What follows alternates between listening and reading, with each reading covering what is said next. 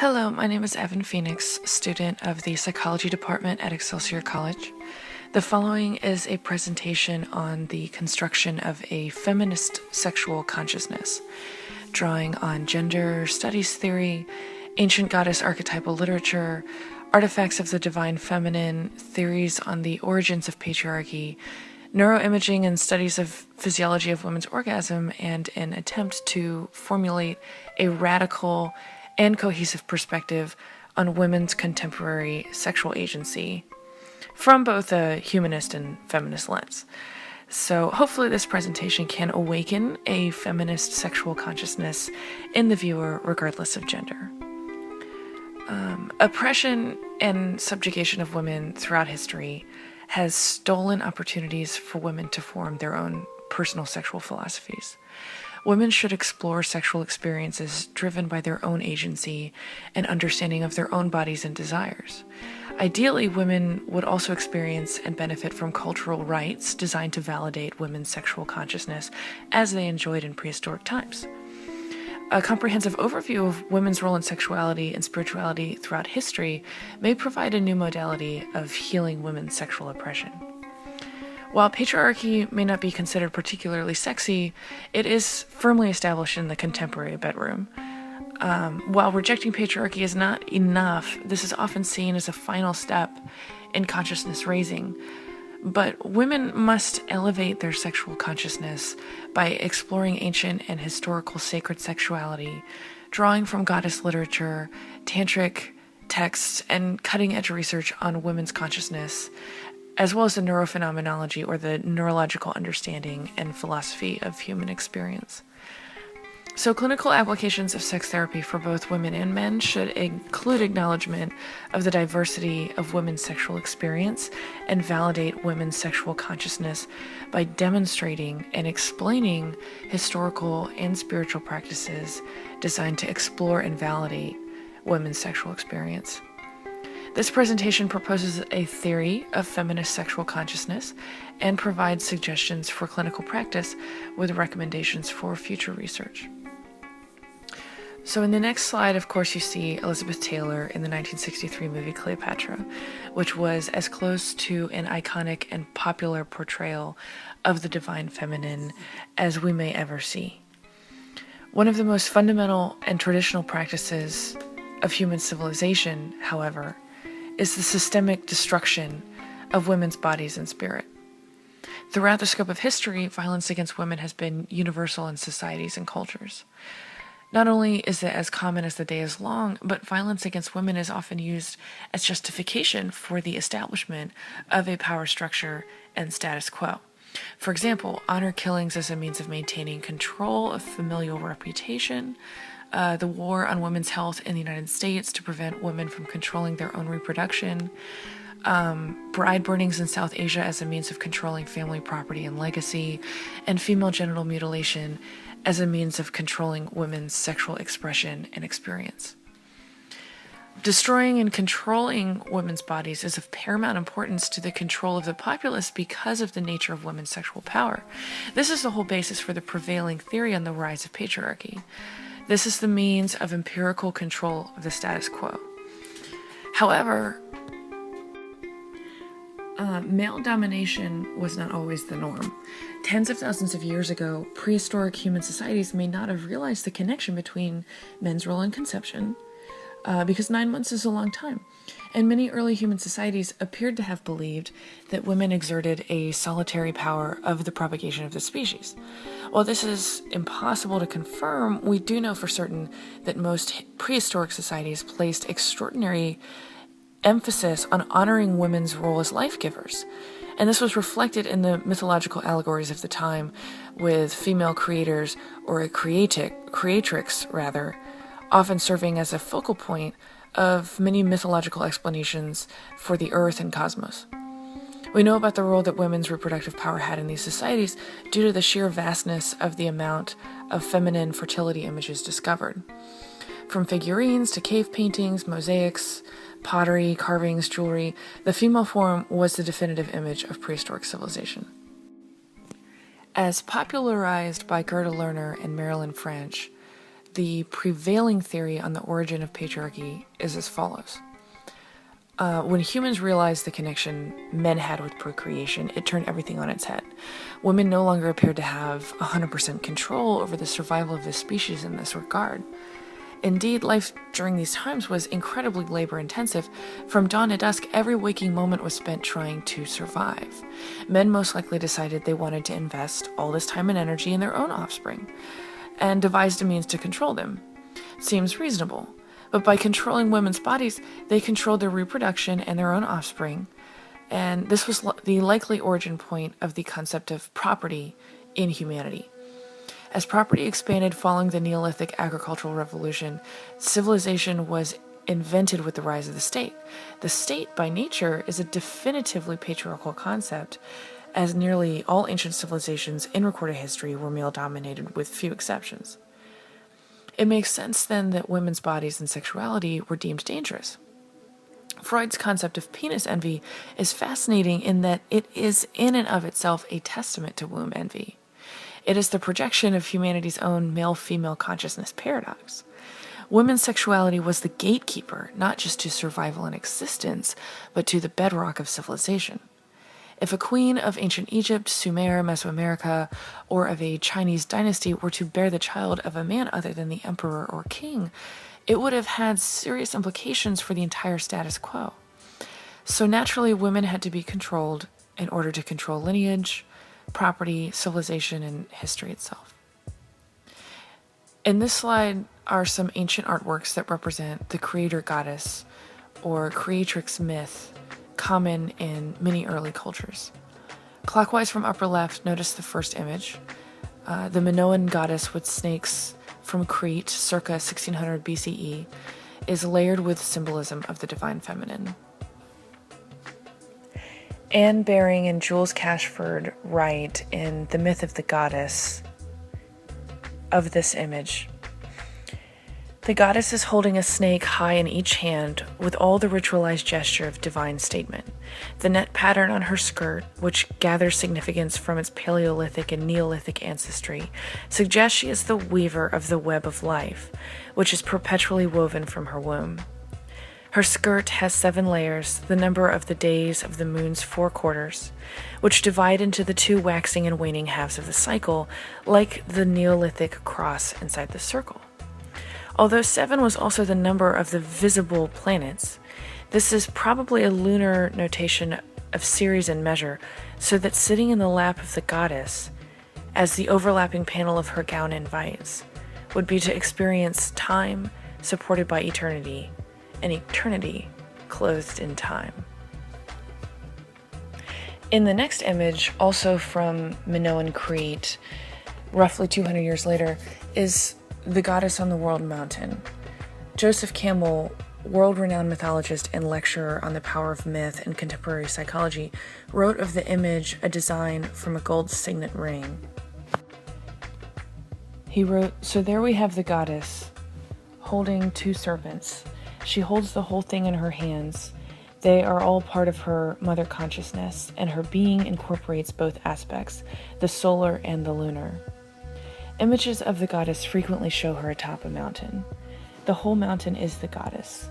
This goes back to the old Sumerian times when the cosmic mountain is represented in the ziggurats. In India, Parvati is the goddess of the mountain, even as she is the mountain. That's what her name means, mountain. Here the goddess has 2 lions as her attendants, and there is a male standing in reverence before her. So here is a whole concentration. The pair of opposites, the sign of the trident between the pair of opposites that goes past birth and death, careless of the phenomenality of the realm of time. The horns as symbol of the moon, and the lions as symbol of the sun. The trident becomes the symbol of both the god and the middle way that brings you to the place of the sacrifice, which is the altar of the goddess. The goddess is the connotation of the energies both of solar absolute time and of the reflection of solar continuity and energy in the field of time. Now, if you think about that the world's center is the center of your particular cult symbol, you are relating yourself not to the spiritual mystery, but only to your own social tradition. Symbols don't refer to historical events, they refer through historical events to spiritual or psychological principles and powers that are of yesterday, today, and tomorrow, and that are everywhere. This explanation is as detailed as it is broad in its application of the power of women's symbolism in just one of many ancient cultures that revered the goddess. On the third image is a god and goddess, circa 2500 BCE in Sumer, now modern-day Iraq. In between them is the tree of life. Of this image, Campbell wrote, "On this Babylonian seal we see the serpent goddess, much as we did in Crete. When this piece was discovered in the 1920s, it was thought to be a prelude to the story from the Bible. However, there's no fall in this mythology. The tree we see here is the tree of eternal life, the world axis of the goddess, and the male lunar deity indicated by the horn seems to have come down to receive the fruit from the goddess, behind whom is the serpent. This would be translated into biblical mythology as Eve, and the serpent as the giver of the fruit to the male deity. However, in this Sumerian mythology, it is not a fall. Come in and be refreshed," she says. The book of Genesis is really a translation into patrilineal Hebrew mythology of the earlier Sumerian forms from 1,000 years before Genesis was written. Once again, in that particular story, you find how biblical mythology has taken a pre-existing sacred feminine myth, turn it on its head as justification for a patriarchal narrative. Just as with the the mythological story of the founding of the city of Rome with Romulus and Remus, who founded the city of Rome, and according to the legend, they were the child of a woman who was raped by Mars in order to found this city, which is the flip side of many ancient mother goddess creation myths, given that once again we have a male figure who has come in to take control and power of the narrative of the building of a community and of a culture. The next image is from ancient Egypt and shows the Creatrix mother goddess Nut suspended above her offspring, the gods and goddesses of the sun, the moon, and the earth. She gave birth to all creation and is shown with her celestial body decorated with stars on this papyrus. The circular pottery vase in the next image shows a Hopi representation of Grandmother Spider, an important mother creator in many Native American cultures, who spun the web of the cosmos itself to give life and give birth to creation. Finally, the last image is the gold statue of Durga, the Hindu goddess and creatrix of all the universe. These are just a few of many thousands and thousands of other representations from hundreds of early cultures.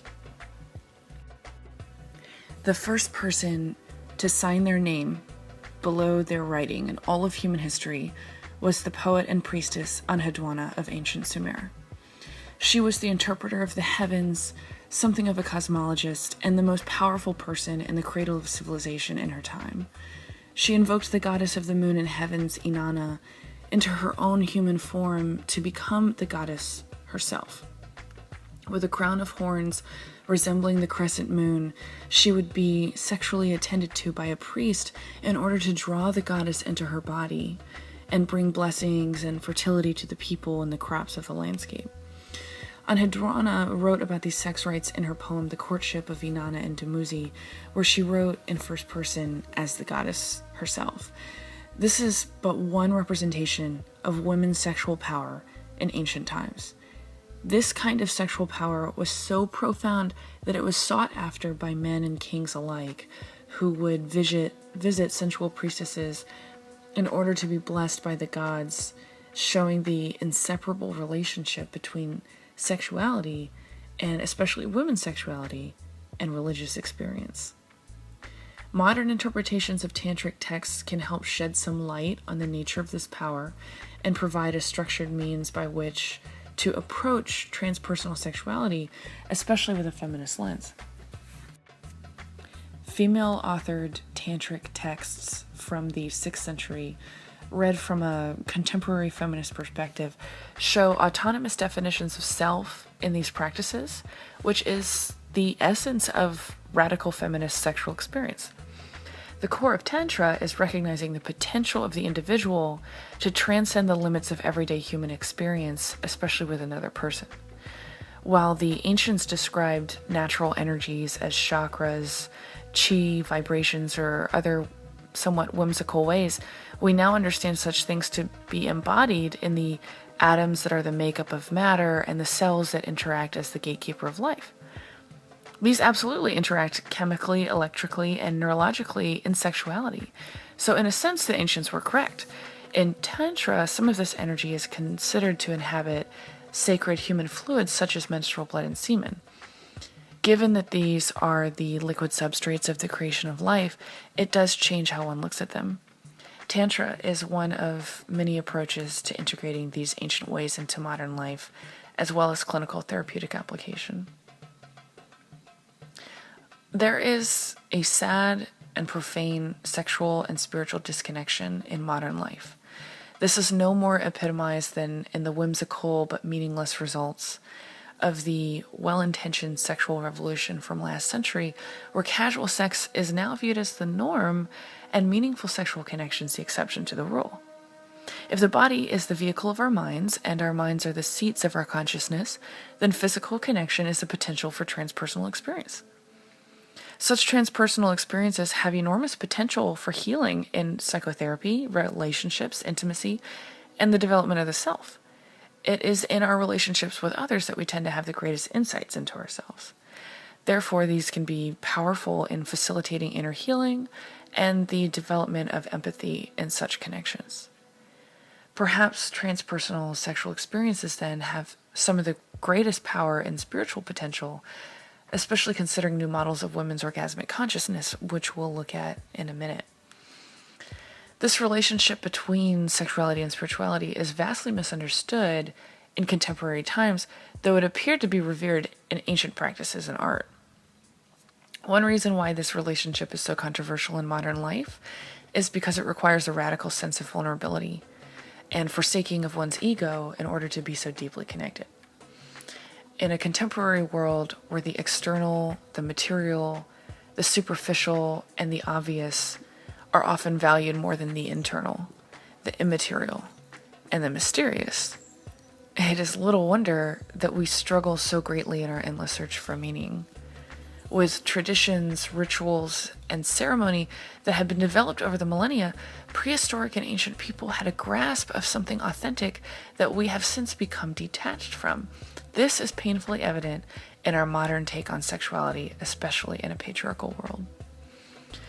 Much time and many resources have been spent on healing this emptiness in contemporary psychology, and data shows that depression rates correlate with population growth and the advent of mass communications and digital lifestyles. The more pixelated our lives, the more disconnected we are, though we may be in constant impersonal contact with others. And this does women no favors, especially as it distracts us from the oppressive status quo. In order to radically shift our experience, we have to adjust and inform our perspective from the scope of the human story. The narrative of women's sexuality from the Judeo-Christian-Islamic lens is deeply damaging. And in order to heal this wound, we have to gather our evidence from much earlier accounts of sexuality. This is the essential construction of a feminist sexual consciousness, especially considering that the core of feminism is that all individuals of all genders are of equal worth and value in the human experience. In order to overcome the patriarchal sexual narrative, one must look to ancient goddess literature for clues and extrapolate some of these concepts into contemporary sexuality. Awakening a feminist sexual consciousness requires an essential appreciation of the vulnerability of intimacy and the value in women's sexual power. A radical perspective is appropriate, given the definition of radical as meaning to the root.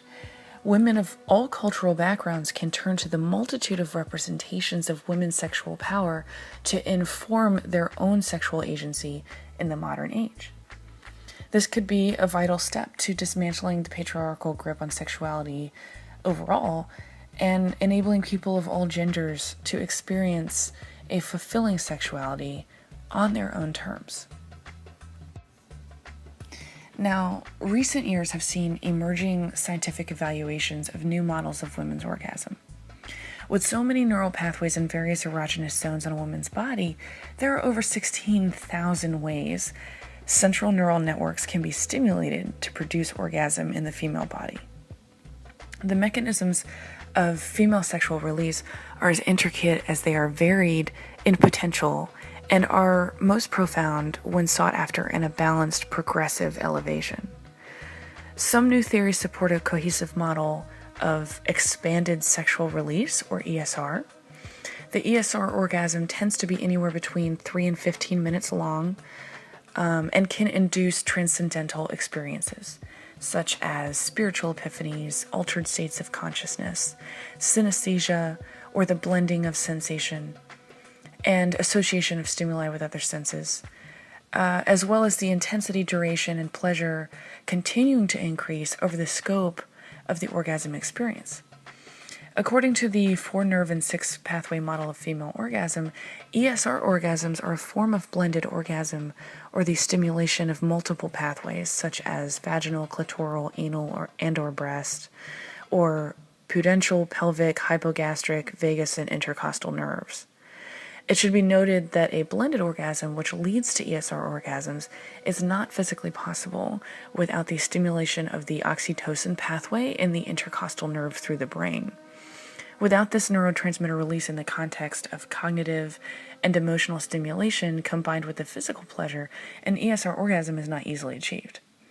Naturally, an affectionate and extensive emotional connection can produce oxytocin. The concept of the Venus butterfly, so to speak, was one version of this that was mentioned in pop culture, such as on an episode of LA Law in the 90s. The idea of orgasm consciousness itself relates to the deepened orgasm that leads to such experiences as, according to one study, ecstasy, pain relief, mystical experience, communication with the divine, psychospiritual birth, death and rebirth, loss of illusion, of spatial separation, disruptions in time perception, cosmic emptiness, and compassion. Sometimes these more severe states are referred to as status orgasmus. It is notable to add that these experiences appear to be similar to the ego death facilitated by some psychedelic substances, where the emotional brain is activated while the rational brain is mostly muted. The ecstatic activation in the brain in this way can have life-changing consequences for the uninitiated and experienced orgasm voyagers alike. In a sense, this orgasm consciousness appears to directly relate to the mystical experiences reported by the ancient goddess literature on divine communication and invoking the sacred feminine. Deepening orgasm consciousness in theory is one of the most critical aspects of a feminist sexual consciousness. It should also be noted that men are capable of many of the experiences mentioned in sexual release. So finally, some therapeutic applications of feminist sexual consciousness might include the following. A daily meditation practice that focuses on getting back in touch with one's physical body with a gentle acceptance. So often women are very hard on themselves for their physical appearance, and a sense of confidence in one's own physical strength will inform further work. Other body work such as yoga and dance is also helpful to deepen one's physical sensuality. In a clinical setting, guided imagery exercises taking the role of mother goddess and creatrix, especially giving birth to one's inner child or authentic self or one's future, may also be helpful. And in sex therapy, couples should be encouraged to develop sensate focus as a means of heightening intimacy that focuses on the connection, but with a special focus on the spiritual element of women's sexual power. Perhaps this could take the form of her partner lingering on her pleasure, such as with gentle, long massage, or even brushing her hair. Tandem breathing is another practice that brings the locus of awareness to the body. In the context of sexual activity, these practices will directly and indirectly lead to increased comfort with deepening orgasm consciousness. But according to research, Women can pursue blended and ESR orgasms through a consistent and frequent practice of masturbation, as well as experimenting with stimulating multiple erogenous zones simultaneously, cultivating a high libido, exercising pelvic floor muscles through Kegel exercises, and developing erotic fantasies. I would also suggest combining these evidence-based practices with the nurturing of a mindfulness meditation practice, both individually and with a partner. So, in sum, we know more about the cosmos itself than human consciousness.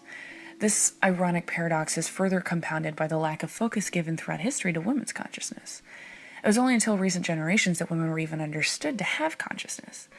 Sexuality is of paramount importance to the human existence, both pragmatically and philosophically, and the social taboos that surround sex prevent its full interrogation from a scientific perspective, as well as with the individual. So the social construction of women's sexuality is perversely incongruous, and it causes unknowable shame, confusion, hurting, and prevents full self-actualization for women and men alike. A thorough examination of how sexuality relates to humanity is necessary for a definitive and comprehensive feminist sexual consciousness. To consider otherwise would be an incomplete formation of women's sexual agency in the 21st century. In these digital and patriarchal times, the destruction of human intimacy parallels the ignorance of the scope of women's sexuality. It is the aim of this presentation to present conclusions from multiple academic sources while extolling the virtues and the depth of women's sexual consciousness, not only as a mode of feminist liberation, but for human sexual awakening. The presentation of human sexuality in modern times and in mainstream media cheapens the vastness of its potential for connection and authentic intimacy. The information presented here shine a bright light on concepts once considered taboo, yet are still largely ignored by the prevailing voices that speak on both sexual liberation and feminism.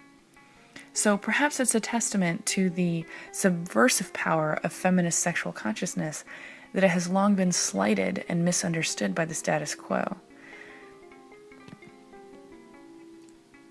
This presentation recommends further explorations of new paradigms of feminist sexual consciousness as both a new theory in sexuality studies and a practical application for clinicians.